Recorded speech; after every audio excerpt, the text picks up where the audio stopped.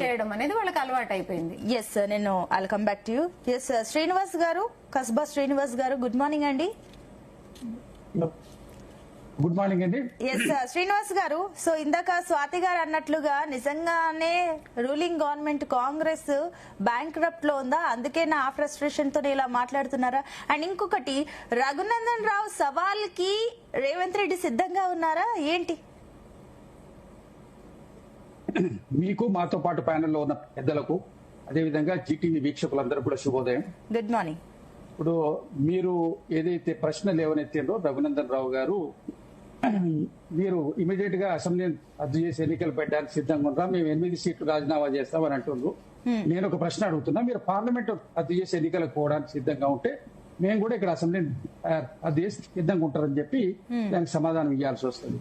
5 సంవత్సరాలు ఎన్నికైనటువంటి ప్రభుత్వానికి మీరు సవాలు విసరడం, మీ యొక్క కేంద్ర ప్రభుత్వము గత 2 పర్యాయాలు ఉండి 3వ పర్యాయం 2 సంవత్సరాలు పూర్తి చేసుకున్నది కదా, 12 పుష్కర కాలం పూర్తి చేసుకున్నటువంటి మోదీ గవర్నమెంట్ ఏ విధమైనటువంటి మొదటి మేనిఫెస్టోలో ఇచ్చినటువంటి హామీలు కానివ్వండి, రెండోసారి ఇచ్చినవి కానివ్వండి, మూడోసారి ఇచ్చినవి మీరు ఎన్ని పూర్తి చేసారు, ఏ దేశంగా మీరు పనిచేస్తున్నారు, ఆ విషయాల మీద చర్చబెట్టండి. మీరు కాంగ్రెస్ ప్రభుత్వం ఏదో ఇబ్బందిలో ఉన్నదని ఒక దీన్ని క్రియేట్ చేసి దాన్ని ఇక్కడ రాష్ట్రం లోపల అస్థిరపరచడానికి మీరు చేస్తున్నటువంటి ప్రయత్నం, కేవలం ప్రతిపక్షాలు ఈ దేశంలో ఉండకూడదు, కేవలం ఒక మా పార్టీలో ఉన్న వాళ్ళు ఉండాలి, వేరే వాళ్ళు ఎవరు ఉండొద్దనే ఏకైక ఎజెండాతోటి భారతీయ జనతా పార్టీ పనిచేస్తుంది. ఒక మౌలికమైన అంశాన్ని ఇక్కడ మర్చిపోతుండ్రు. అక్కడ ఏంటంటే ప్రజాస్వామ్యం అంటేనే ప్రతిపక్షం ఉంటేనే దాన్ని ప్రజాస్వామ్యం అంటారు, లేకపోతే దాన్ని ప్రజాస్వామ్యం అనరు. కాంగ్రెస్ ముక్త్ భారత్, ఇంకొక పార్టీ ముక్త్ భారత్ ఉంటే దాన్ని ప్రజాస్వామ్యం అనరు, దాని నియంతృత్వ రాజ్యం అంటారు. మీకు ఇంత చేస్తే, మీరు ఇంత అభివృద్ధి చేస్తున్నారని మన సోదరి ఇప్పటి వరకు చెప్పిండ్రు. ఏది సికింద్రాబాద్ లో జరుగుతున్నటువంటి రైల్వే అభివృద్ధులు, అనేక పనులు కేంద్ర ప్రభుత్వం నుంచి వచ్చి చేస్తుండని. మరి సికింద్రాబాద్ స్టేషన్స్ కానివ్వండి, ఇప్పుడున్న రైల్వే సిస్టమ్ మొత్తం కూడా బ్రిటిషర్స్ తర్వాత దాన్ని ఎస్టాబ్లిష్మెంట్ చేసినంత కాంగ్రెస్ పార్టీ ప్రభుత్వం కాదా? అది మీకు కనబడతలేదా?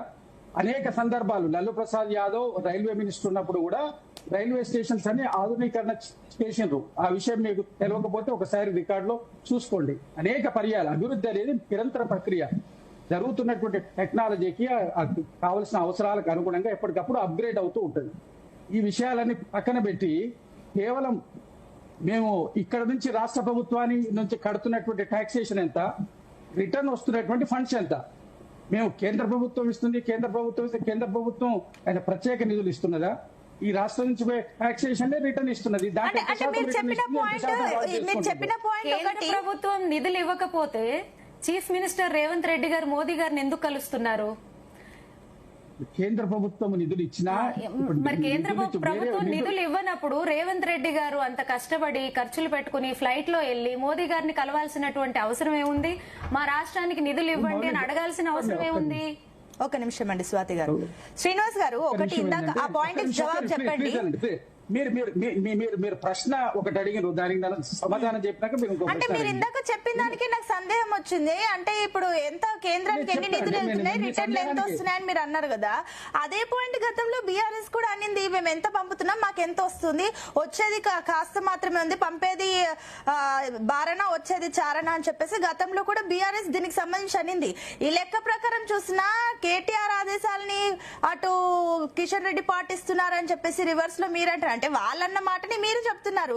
ఏ లెక్కను చూసినా మీరు వాళ్ళు కలిసారా, లేదంటే బీజేపీ బీఆర్ఎస్ రెండు కలిసి అయిన కన్ఫ్యూజన్ రేవంత్ రెడ్డి క్రియేట్ చేస్తున్నారు కదా ప్రజల్లో. మీ స్టేట్మెంట్లతోటి పార్టీలు మనుషులు కలవరండి, కేవలం మీడియా చేసేటువంటి. అంటే ఇదే స్టేట్మెంట్ రేవంత్ రెడ్డి స్టేట్మెంట్లతో కూడా పార్టీలు కలవవు అన్నట్టు, అంతేనా? పార్టీలు మనుషులు కలవరు. ఒక్క మాట అండి, నా కంక్లూజన్ కూడా మీరే చెప్తే ఎట్లా? మీరే చెప్పండి. నేను చెప్పిన దానికి నేను అంటున్నాను, నేను చెప్పిన దానికి కలవదనంటే రేవంత్ రెడ్డి స్టేట్మెంట్ కూడా పార్టీలు మనుషులు కలవరు కదా. మరి మీరు ప్రశ్న అడిగినారు, చెప్పండి శ్రీనివాస్ గారు, చెప్పండి. సమాధానం కూడా మీరే చెప్పుకుంటే మేము చెప్పడం ఎందుకు? దాంట్లో మీరు చెప్పిన దానికి సందేహం వచ్చింది. మీరు చెప్పిన దాంట్లోనే అంటే వాళ్ళు కూడా అన్నారు కదా గతంలో, పంపేది బారణ వచ్చేది చారణ అని. మీరు అదే మాట అంటున్నారు, అవునా కదా? ఎవరు అధికారంలో ఉన్నా అదే మాట అంటారు. జరిగేటువంటిది రాకపోతే రాలేదని అంటారు, వస్తే వచ్చింది అంటారు. మీరేమంటారు? ఏమి ఇవ్వకుండా ఉండదండి. సహజంగా వచ్చేటువంటి గ్రాంట్స్ వస్తుంటాయి. అడిషనల్ డెవలప్మెంట్స్ కు ఇప్పుడు మెట్రో ఇవాళ సూత్రప్రాయంగా అంగీకారమైందని చెప్పిండ్రు. 2 సంవత్సరాల నుంచి అడుగుతున్నాం మెట్రో, ఫస్ట్ నుంచి పెట్టినాం. అదేవిధంగా నదీ జలాలకు ఇప్పుడు పాలమూరు రంగారెడ్డి కానివ్వండి, మిగిలిన అంశాలు ఎన్నో వాటిని మనం ఎన్నో అభివృద్ధి కార్యక్రమాలు ఇరిగేషన్ కు సంబంధించినవి కానివ్వండి, రోడ్స్ కు సంబంధించినవి కానివ్వండి, అదే ఇళ్లకు సంబంధించినటువంటి అనేకమైనటువంటి అభివృద్ధి కార్యక్రమాలకు అదనంగా రావాల్సిన గ్రాంట్స్ వస్తలేమని అడుగుతున్నాం తప్ప రెగ్యులర్ వచ్చేటివి ఇస్తున్నాం కదా అని చెప్పి ఆ లెక్కను చెప్తే దాని అర్థమైంది. ఎప్పుడు కిషన్ రెడ్డి గారు మిగిలిన బీజేపీ నాయకులు ఎప్పుడు చెప్పినా రెగ్యులర్ వస్తున్న గ్రాంట్స్ వస్తున్నాయని లెక్క చెప్తారు. అదేవిధంగా కరోనా సమయంలో ఆమె నిర్మలా సీతారామన్ గారు 20 లక్షల కోట్ల రూపాయల రాయితీలు మేము SMS లో వాటికి ఇచ్చినామని చెప్పి ప్రకటించారు. ఎవరికి వచ్చిందో ఒక్కటి తీసి ముందు చూపించమనంటే కేవలము అంకెల గారడీతోటి మీడియా ప్రచారంతో భారతీయ జనతా పార్టీ విడదీస్తుంది. రఘునందన్ రావు గారు ఇవాళ ఏ అంశంతో వారు 8 మంది కాంగ్రెస్ పార్టీకి ఇచ్చినంత సమానమైనటువంటి సీట్లు భారతీయ జనతా పార్టీకి ఇస్తే మీ బాధ్యత పెరిగింది.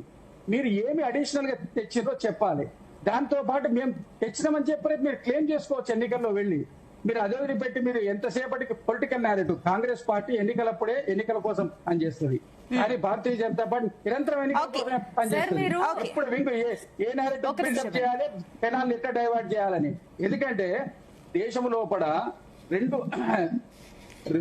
ఇప్పుడు వాళ్ళు ఇప్పుడు యూపీఏ ప్రభుత్వం వెళ్ళిపోయేటప్పుడు ఎంత అప్పు ఉన్నది, వాళ్ళు ఎంత అప్పు ఉన్నది, ఆస్తులు అప్పుడు ఎన్ని ఉన్నాయి, ఇప్పుడు ఎంత ఉన్నాయి అని లెక్కలు తీయమనండి. వాళ్ళు ఎవరికో దేశం మొత్తం తీసుకుపోయి సంపద ఏకీకృతం చేస్తారు. ఓకే అండి, మీ పాయింట్ కి నేను స్టిక్ ఆన్ అయి ఉన్నాను. నేను దాని గురించి స్వాతి గారి దగ్గర జవాబు తీసుకుంటాను. ఒక నిమిషం అండి స్వాతి గారు, నేను ఎందుకంటే శ్రీనివాస్ గారు ఉన్నారు అండ్ వివి రావు గారు కూడా ఉన్నారు, వారి తర్వాత ఈ పాయింట్ కి మీరు సమాధానం చెప్పొచ్చు. బట్ శ్రీనివాస్